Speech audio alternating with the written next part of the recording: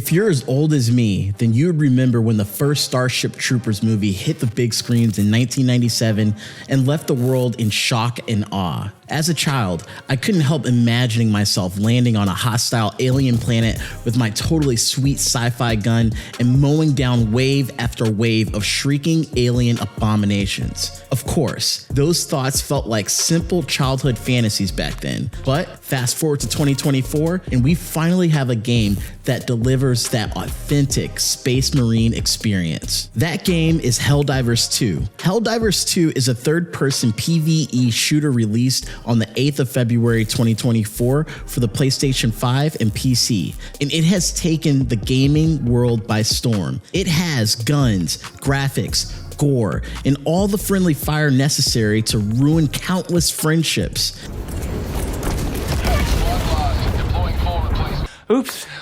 Despite being a relatively unknown title, the game has received a review score of 9 out of 10 from IGN and sold a whopping 1 million units in its first 3 days of launch.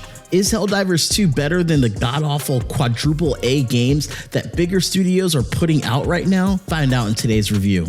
Alright, kicking things off with the development. Helldivers 2 is developed by Arrowhead Game Studios, the Swedish developers responsible for such classics as Magicka, Gauntlet, and a bunch of other games you've probably never played. They were also the studio responsible for the first Helldivers game published back in 2015. The difference between the first and second game is pretty much night and day.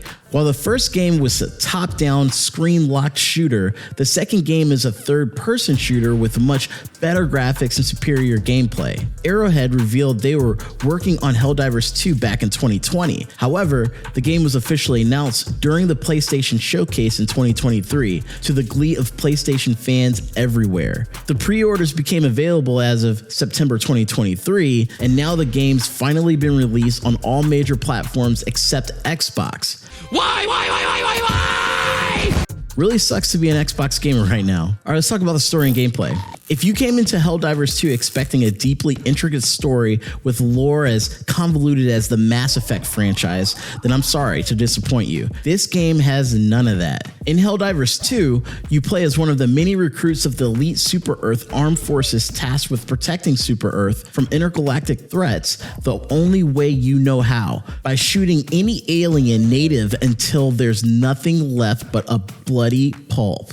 We will kill them all. The game's on-the-nose satire on fascism and militarism is pretty much the only thing I loved about the story. In case you haven't realized it yet, in Helldivers 2, you are definitely not one of the good guys, but a member of an ultra-fascist military state forcing managed democracy on neighboring planets. But who cares, right? After all, the only good bug is a dead bug. The gameplay of Helldivers 2 is where it shines the brightest. Helldivers 2 gameplay is separated into 4 types of operations. They include Defend Freedom, Bug Extermination, Destroy Automatons, and Protect Liberty. Each operation has missions, some overlapping one another. As you unlock harder difficulties, new mission objectives are made available. Meaning, if you feel like you and your homies got your butts kicked on a particular mission, you can dive right back in to exact some sweet revenge.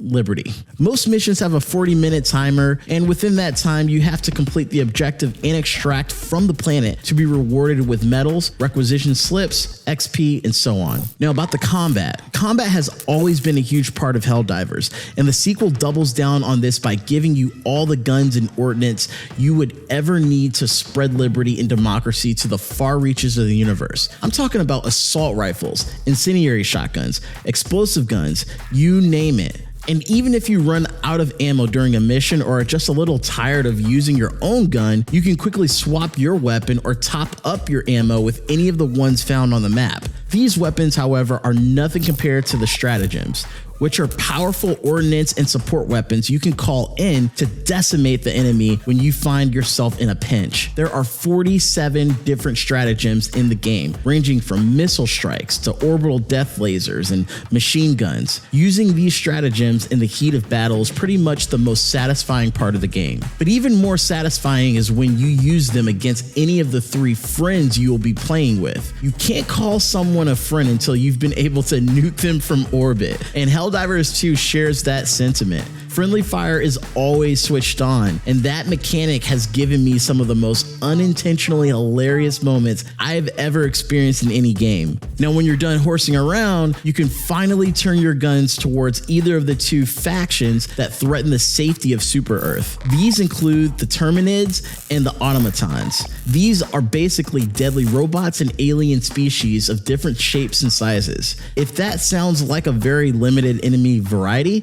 that's because it is. The limited number of enemy factions is one of the few places that the game can improve on. Here's to hoping Arrowhead looks into that, since they've made so much money already from the game's first few weeks of release, which I'm betting they will in the future. One facet of the game I did love is the fact that Helldivers 2 is not a pay-to-win game. The game doesn't grab you, turn you upside down, and shake you till all the cash in your pocket drops, like some other online games do. I'm not mentioning any Call of Duty. Games similar to Helldivers usually start off with fun gameplay to suck you in, then hit you with a crazy difficulty spike, forcing you to buy battle passes, loot boxes, and the likes just to enjoy them. But in my 30 hours of playing Helldivers 2, I found each mission to be tough but fair. It really is a breath of fresh air in today's gaming climate. Now let's talk visuals and performance. Helldivers 2 has stunning visuals. The armor, cosmetics, and other in-game assets really sell the Space Marine vibe that the game tries really hard to push.